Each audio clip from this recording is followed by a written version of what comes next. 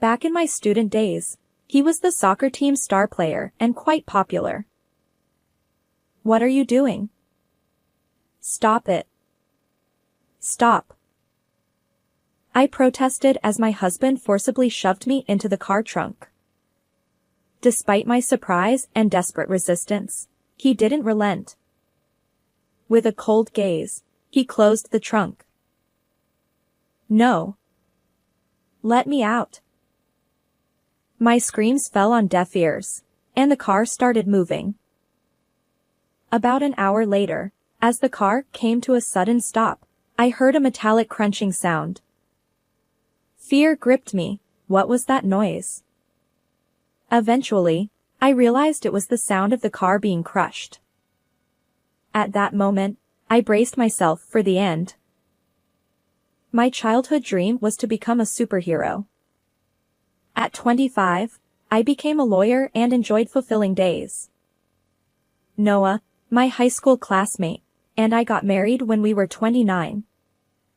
I secretly admired him, but he went on to become a professional soccer player, and we drifted apart. At our class reunion, Noah confessed. I used to like you, Sophia. And we started dating. It felt like a dream. At that time, we were both 26. Despite retiring due to injury, Noah remained resilient. He and his friend Michael, who was also from the same pro team, organized soccer workshops for kids all over the country. Thanks to his fame as a player, the workshops were always fully booked. Noah's dream was to have his own soccer field and nurture future professional players there. I wanted to support him wholeheartedly. Count me in. Whatever I can do to help. He smiled and replied. Having a capable lawyer on my side is reassuring. The shadow fell over our once blissful life about a year into our marriage. It all started when I casually looked into Noah's company's financials. The company he co-founded with Michael was struggling due to understaffing, so I intended to help by examining the books. What I found raised suspicions. Noah's company raised funds from sponsors and personal fans to fulfill his dream of nurturing future professional soccer players. The balance should have been substantial, but it was clearly much lower than expected. What's this? So much unaccounted for money. Nearly half the funds are missing. I confronted Noah immediately. His face contorted in anguish as he confessed. Michael seems to have embezzled it. Apparently, Michael had retired from professional soccer around the same time Noah did due to poor performance. Yet, they remained close and worked together. Even if you're friends, embezzlement is wrong. We should report this to the police. I insisted. Noah sighed. I know, but I don't want to betray a friend. I'll talk to him and try to recover the money. But it's nearly $70,000. Yeah. Anyway, can you trust me with this? Despite my attempts to persuade him, Noah's pained expression left me unable to unilaterally involve the police. I didn't think Michael could repay the amount immediately, but I decided to trust my husband's judgment for now. However, when Noah confronted Michael about the embezzlement, Michael fled to his hometown, prompting my husband to set off in pursuit. He asked me to accompany him, citing the reassurance of having a lawyer present. Unfortunately, my work trip schedule overlapped, and I couldn't cancel due to meetings with clients.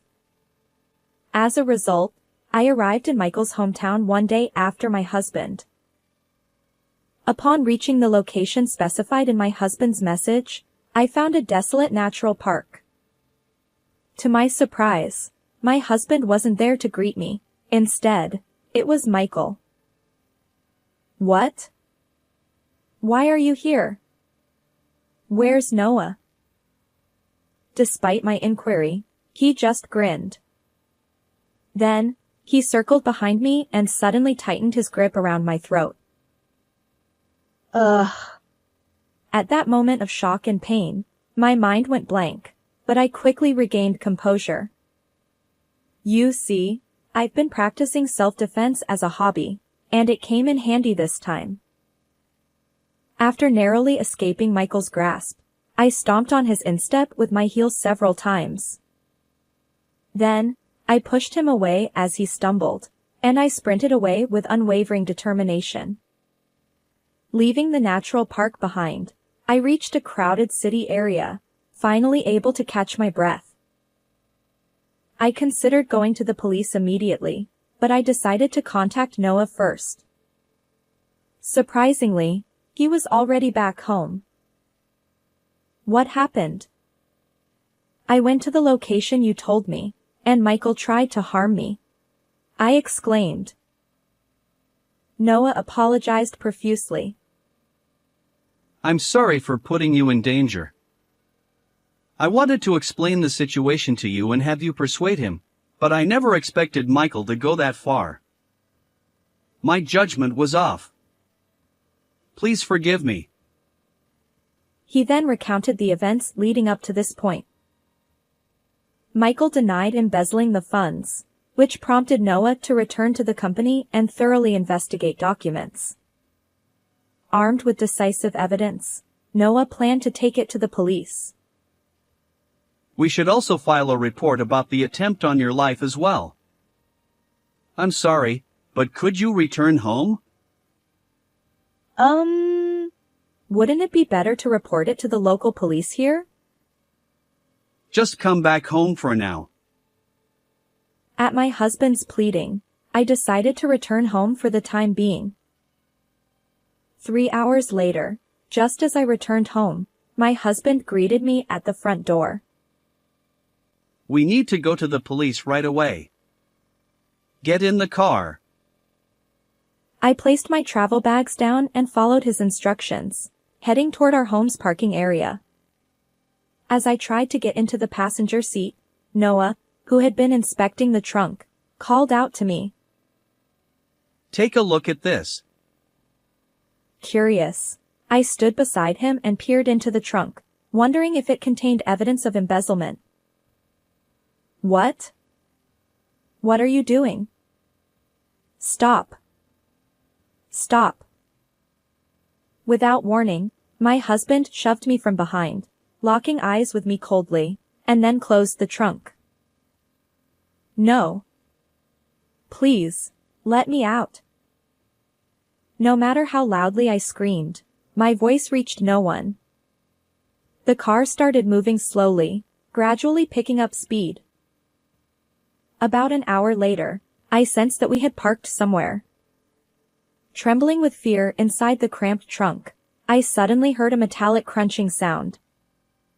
What was that noise? My heart raced until I realized it was the sound of the car being crushed. Even with self-defense training, I couldn't possibly contend with heavy machinery. But giving up wasn't an option. Amid the chaos, I desperately thought of ways to survive. Desperate to escape the trunk, I kicked the trunk's latch area with all my might. Luckily, the lock seemed to break, creating a small gap. I forced the door open, stuck my head out, and found myself in an auto junkyard. I hurriedly escaped the trunk and leaped from the pile of awaiting scrap cars. With no one in sight, I sprinted toward what seemed like an exit. As I considered seeking help from the police, I noticed Michael talking on his phone. Concealing myself in the shadows, I eavesdropped on his conversation. He casually mentioned, I confirmed the car got crushed. She's gone now. And then he blamed for my husband marrying a lawyer. It became clear, the person on the other end was Noah. My husband and Michael had conspired to eliminate me. If they discovered I was still alive, they'd surely try again. Before heading to the police, I needed to avoid their clutches. For now, I had to hide. Despite my fear, I felt a stronger desire to expose the truth. After all, I was a lawyer, A childhood dream of becoming a champion of justice had driven me. Sneaking out of the processing yard, I realized my smartphone was still in my pocket. I decided to contact my best friend, Mia. I arrived promptly at her apartment, where I recounted everything that had happened. Initially surprised, she eventually said, "I suspected as much. Actually, there have been some rumors about your husband." As a TV director, Mia had access to various industry secrets. With her help, we delved into Noah's background. One by one, Noah's hidden facets emerged. Even though he was my husband, I couldn't turn a blind eye to his wrongdoing. Determined to uphold justice as a lawyer, I resolved to bring him to account. While hiding in Mia's apartment and making preparations, something caught our attention on the television screen. "Sophia, watch TV." Upon hearing that, I looked at the television screen. The headline read, "Beautiful lawyer wife missing." My husband appeared, looking worn and tearful, pleading for information. My wife left for work and hasn't returned. Her phone is off. Please provide any information you have. Mia, with a sarcastic tone, remarked, "Quite the actor. Your husband, Sophia." It infuriated me. How could he feign concern after attempting to take my life? His tearful performance continued daily on TV, not only appealing for information but also promising to create a soccer school in my honor when I returned. His hypocrisy knew no bounds. And so, about a month later, while hiding in Mia's apartment, Noah appeared as a guest on a daytime live broadcast program. I believe my wife will return. And for when she does, I want to make the soccer school a reality. As usual, he appealed for information about my whereabouts and continued to promote his dream. But just as his comment ended, the show's host exclaimed, "Now, introducing a surprise guest." Noah, caught off guard, looked surprised. Spotlights illuminated the studio entrance curtain, and I signaled a victory pose to Mia before stepping out from behind the curtain. The moment Noah saw me, his expression twisted in shock. Ignoring him, the host declared, "Our surprise guest is Sophia, the wife who had gone missing." Applause erupted in the studio, but Noah remained dumbfounded, staring at me. His lack of joy was evident, and the host looked suspicious. Realizing this, Noah stammered. I'm just surprised. Meanwhile, in the back of the studio, Mia nodded approvingly.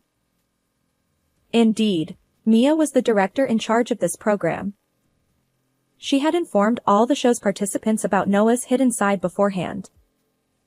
So, naturally, the host knew everything, yet he feigned ignorance and asked me, "Where have you been all this time, Sophia?" I replied, I was in hiding. My life was in danger. As I answered, the celebrities present gasped dramatically, exclaiming, "What?" The host also remarked, "That's quite an intense story." Then, he turned to Noah and asked, "Were you unaware of any of this?" Noah stammered, I didn't know, of course. sensing the scrutiny around him. He hurriedly approached me, his tearful face attempting to embrace me. Sophia. I'm relieved you're safe. I was worried. But I pushed his outstretched hand away. The show's host chimed in. "Huh. We were expecting a heartwarming reunion, but things seem different." An empty sentiment indeed. I stepped away from my husband and addressed the camera. Today, I'm not your wife. I'm here as a lawyer. Noah stammered. What are you saying? Oh, right. I need to let everyone know my wife is safe. As he tried to leave the studio, 2 staff members blocked his escape. Amidst laughter from the audience, Noah glared at me. What's going on? I just wanted to make a phone call. Where do you intend to contact? As I smirked, he hesitated for a moment, then sulkily rattled off, speaking rapidly. Family, acquaintances, your work colleagues. I smirked. No need. This is a nationwide live broadcast. Everyone's watching. His lips tightened in frustration. The host then said, Now, introducing a certain video. and that triggered the appearance of interviews with parents of children who participated in my husband's soccer school. First, a woman who appeared to be a mother stepped forward, tearfully recounting, I was pressured into an inappropriate relationship by being promised that my child would become a regular player. Next, a man who seemed to be a father appeared. He claimed that he was asked for a large sum of money to recommend his child to a famous club team, but the promise was never fulfilled. His anger trembled in his voice. No, this is all fabricated. It's a lie. As 2 staff members held him, my husband shouted, once again becoming the studio's laughingstock. It's not a lie. Although their faces and voices are concealed in this footage, they've promised to testify with their real names when we report you to the police. I asserted firmly, and the host nodded, emphasizing, So, this amounts to fraud, right? yes. It's a serious crime. But that's not all. As I spoke, interviews with acquaintances of Michael began to play. The witness testified that my husband and Michael became obsessed with gambling, squandering most of the funds they had collected for the soccer school. Secretly recorded footage revealed them spending an entire day at the racetrack, celebrating and agonizing over horse races.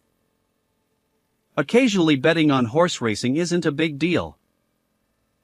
As my husband sulked, the next video played. It showed them similarly engrossed in betting at cycling and boat racing tracks. While gambling itself is legal in legal betting, misusing funds collected for another purpose is a crime. I explained. The studio audience gasped as Michael's acquaintance made an even more shocking statement in the footage. Former soccer players involved in illegal soccer gambling. It's outrageous. No. Michael was the one doing it. I'm innocent. Yet Noah's defense crumbled, revealing that he was central to the gambling activities. Worse still, the losses drove them to plan becoming soccer gambling operators to recoup their losses. The intention behind wanting to open a local soccer school was to conceal their true purpose. What they truly planned was an underground soccer gambling den. By running a children's soccer school during the day, they aimed to deceive everyone. I declared. No. Stop making things up. His murmured words lacked conviction, barely audible. But I pressed on, unwavering, ready for my final move. Cameras are everywhere these days. Committing a crime isn't so easy. I declared. The final footage showed my husband at an auto junkyard, arranging the disposal of our car. Later, when the footage showed me crawling out of the trunk just as the scrap machine threatened to crush it, the entire studio erupted in surprise. Michael's figure, making a call near the entrance, confirmed their joint effort to eliminate me. As you can see, my husband and Michael attempted to crush me along with the car. I asserted. My husband, now pale, mumbled in denial. The broadcast ended, but the aftermath was intense. The news ran the story daily, and reporters hounded my husband relentlessly. Afterward, I divorced Noah and claimed $20,000 in compensation. Both he and Michael faced questioning for various crimes. When my husband's arrest was imminent, Mia and I quietly celebrated. I downed my glass in one go, and she winked at me. Next time, catch an even better man. No, for now, I'll focus on my work, upholding justice as a lawyer. Indeed, that had been my dream since childhood. How did you find this story? Don't forget to subscribe to the channel. Until next time in the next video.